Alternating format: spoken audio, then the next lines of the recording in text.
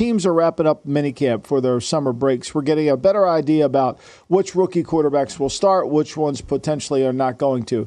But you have a warning, a severe weather warning, for teams putting guys out there before they're ready. Yeah, the rookie quarterback dilemma is a real thing. And in recent history, how often have we repeated that more young quarterbacks are ruined than developed? And the reports last week about Drake May's tremendous development and the improvements he's making got me thinking about how New England plans to handle May this season.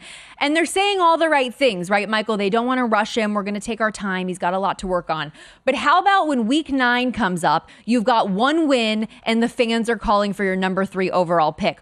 I want them to remember the things they are saying here in May and June, because for every CJ Stroud, there's a Zach Wilson. Zach Wilson started week 4 for the Jets his rookie season. Don't you think if you had a do-over, you might sit him for a while? Sam Darnold, even a guy like Jameis Winston, don't you think that he would have benefited, learned a little bit more maturity if he sat for a little bit, maybe a little more discipline at the position? I don't know.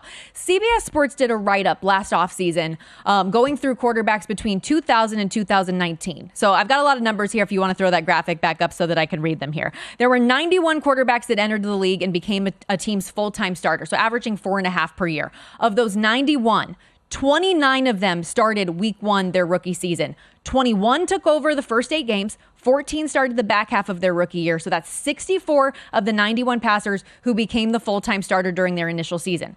Of the remaining 27 players, 16 took the job at some point year 2, 3 in year 3, and 8 had to wait until year 4 of their career or later. And in almost every category, Michael, completion percentage, yards per attempt, touchdown percentage, interception percentage, QBR, the list goes on.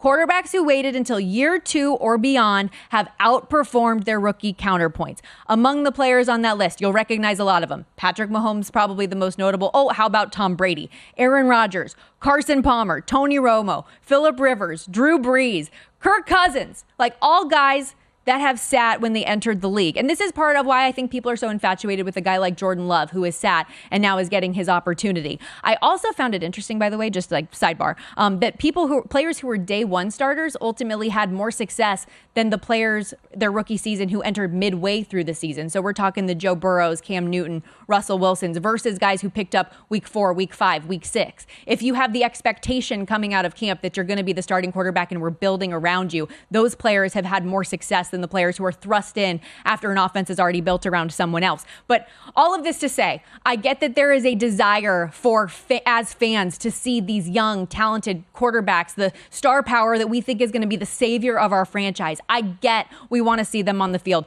but sometimes that's not in the best interest of the player. It's not in the best interest of your franchise in the long haul.